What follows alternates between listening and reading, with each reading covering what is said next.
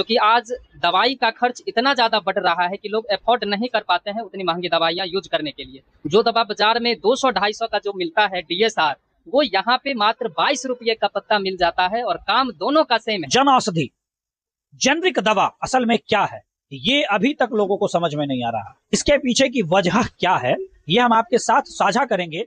जी नमस्कार, मैं कुणाल भारद्वाज और हमेशा की तरह आप देख रहे हैं खबर बिहार। फिर से एक महत्वपूर्ण पहलू को लेकर आया हूं आप लोगों के बीच। सरकार की एक सराहनीय पहल, प्रधानमंत्री जन औषधि योजना।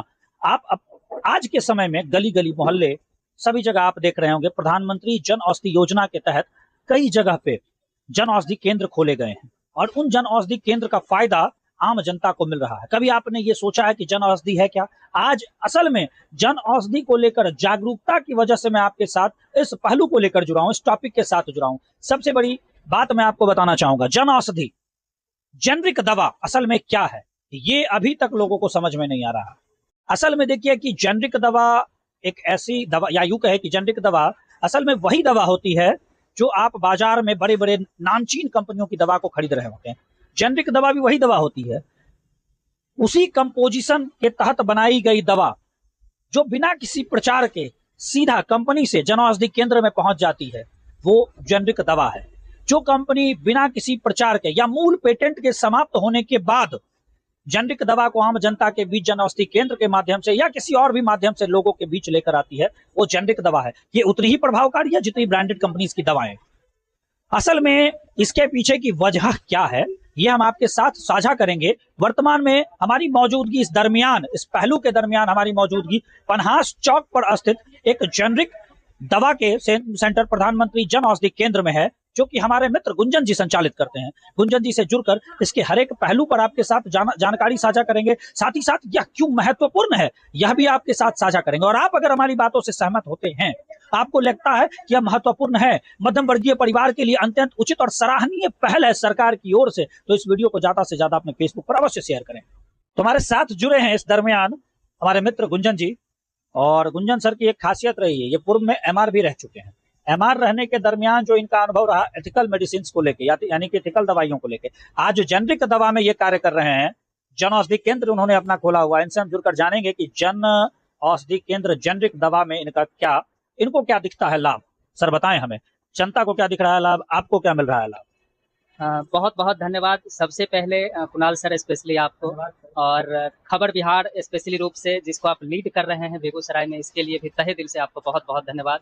ताकि जन का, जो भी जनमानस का सपोर्ट आपको मिले, क्योंकि आप हमेशा जन समस्या पे काम करते हैं। और आज जिस खबर को कवर करने के लिए आप आए हैं, ये भी एक जन समस्या ही है, क्योंकि आज बहुत सारे लोग ऐसे हैं, 100 में 90% लोगों के घर में बीमारियां हैं और आज सारे लोग बीमारी से परेशान हैं, क्योंकि एक भी घर ऐसा नहीं है जिस घर में कोई ना कोई बीमारी हो। तो इसके लिए सर आपको बहुत बहुत धन्यवाद इस पहल के लिए।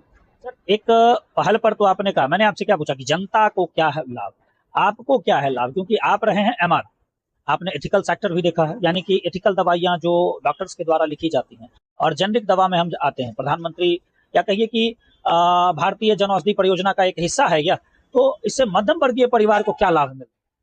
तो ये भारतीय प्रधानमंत्री जन औषधि केंद्र का पहल जो वर्तमान सरकार है उसके द्वारा लिया गया है, क्योंकि आज दवाई का खर्च इतना ज़्यादा बढ़ रहा है कि लोग अफोर्ड नहीं कर पाते हैं उतनी महंगी दवाइयाँ यूज करने के लिए। क्योंकि आज जब भी किसी डॉक्टर से पेशेंट दिखाने जाते हैं तो उनका एक ही मोटो है कि कितना कम पैसा में मेरा इलाज हो जाए ताकि हम बीमार ना रहें और मेरा सुविधा बढ़ जाए डॉक्टर के पास। तो उसी के तहत इस चीज़ को चलाया गया है भारतीय जन औषधि केंद्र को, ताकि एक भी वर्ग ऐसा ना हो जो दवा के बिना किसी बीमारी से वो जूझ रहे हैं और दवा के बिना वो मर जाए। तो सरकार के द्वारा ये पहल किया गया कि सस्ती दर पर, कम कीमत पे, गांव गांव, शहर शहर, हर गली में इस जन औषधि केंद्र को जागरूक किया जा रहा है सरकार के द्वारा। जो बाजार में महंगी दवाई बिक रही है उसके तुलना में उसी कंपोजिशन की दवा इस दुकान पे मिलती है। जो दवा बाजार में 200-250 का जो मिलता है डीएसआर, वो यहाँ पे मात्र 22 रुपये का पत्ता मिल जाता है और काम दोनों का सेम है। क्योंकि मार्केट में जो दवा बिक रहा है, डॉक्टर के अपने क्लिनिक में जो शॉप होता है, केमिस्ट शॉप, तो वहाँ जो ब्रांड नेम होता है, तो ब्रांड नेम जुड़ते ही उसका कीमत कई गुना बढ़ जाता है। ऐसा क्यों? क्योंकि यही सवाल मैं आपसे करने वाला था, ऐसा क्यों होता? ऐसा इसलिए होता है क्योंकि मार्केट में जो भी ब्रांड की दवा उपलब्ध किया जा रहा है डॉक्टर के क्लिनिक में, तो वहाँ पे बहुत सारा चैनल होता है जिसके माध्यम से कंपनी से कस्टमर तक दवा पहुँचता है। जिसमें जब कंपनी से कोई भी दवा मैन्युफैक्चरिंग यूनिट से बन के निकलता है तो उस पर सबसे पहले एडवर्टाइज किया जाता है टीवी के माध्यम से। बहुत सारा पर्पस है एडवर्टाइज करने का, बहुत सारा माध्यम है एडवर्टाइज का, तो माध्यम के कारण एडवर्टाइज में कॉस्ट बहुत ज्यादा खर्च होता है। उसके बाद उनके बहुत मेन पावर होते हैं जो डॉक्टर को बताते हैं आके कि ये दवा किस बीमारी में लिखना है, जिसमें जोनल सेल्स मैनेजर होते हैं, एरिया सेल्स मैनेजर होते हैं, मेडिकल रिप्रेजेंटेटिव होते हैं। तो कंपनी को उन सबको सैलरी देना पड़ता है, जिसके कारण उनका कॉस्ट बढ़ जाता है और वो सारा कॉस्ट उसी दवाई पे बैठा दिया जाता है, जिससे कि पेशेंट का जेब भारी हो जाता है। वो सारा बीच का जो चैनल है, दवा जब चला और पेशेंट तक पहुंचा, इस बीच में बहुत सारा पैसा खर्च होता है, जिसके कारण वो दवा महंगा हो जाता है। यहाँ जन औषधि में उसी कंपनी का दवा यहाँ पे जो आता है तो यहाँ बीच में कोई चैनल नहीं होता, डायरेक्ट मैन्युफैक्चरिंग कंपनी से दवा जन औषधि केंद्र पे आती है और डायरेक्ट सस्ते दामों पे ग्राहकों को दिया जाता है। क्योंकि यहाँ एडवर्टाइज कॉस्ट नहीं दिया जाता, यहाँ कोई मिडिल मैन नहीं होते, यहाँ कोई मेन पावर नहीं होते दवा का प्रचार करने के लिए, जिस कारण ये दवा सस्ती दरों पे हर कस्टमर तक मिलता है। ये उतनी ही प्रभावकारी होती है? बिल्कुल सर। आज कोई भी ब्रांड का नाम आप बता दें, फॉर एग्जाम्पल हम किसी ब्रांड का नाम तो लेना नहीं चाहते हैं, लेकिन उदाहरण से समझाना तो पड़ेगा। जैसे कैल्पॉल एक दवा होता है जिसके अंदर पैरासीटामोल होता है 500 mg, और अगर वही दवा आप यहाँ से पैरासीटामोल 500 mg लेते हैं तो जितना कारगर कैल्पॉल का 500 mg पैरासीटामोल होगा, सेम फंक्शन इसका भी होता है। क्योंकि फॉर्मूला दोनों का सेम होता है, कंपोजिशन सेम होता है, तो असर भी सेम करता है पेशेंट पे।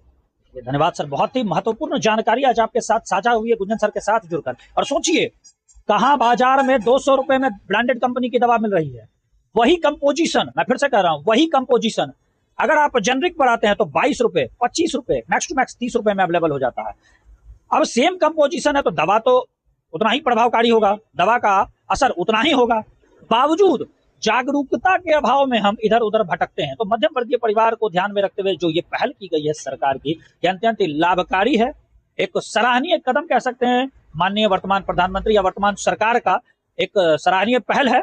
इस मामले में मैं कहना चाहूंगा कि जहां भी आपके आसपास जन औषधि केंद्र हैं, अगर छोटी मोटी किसी भी दवाई की जरूरत हो, डॉक्टर के प्रिस्क्रिप्शन के अनुसार अगर आप चल रहे हैं तब मैं नहीं कहूंगा, लेकिन अगर छोटी मोटी किसी भी दवाई की जरूरत हो, मार्केट में आप कंपोजिशन देख लीजिए, कंपोजिशन देख के मार्केट के आसपास जो भी जन औषधि केंद्र वहां जाएं। और अगर गुंजन सर के साथ जुड़ना चाहते हैं तो पन्हास चौक पर ठीक आपको जन औषधि केंद्र दिख जाएगा। लोकेशन थोड़ा आप हमें बता दें, लोकेशन हमने वैसे दिखा दी।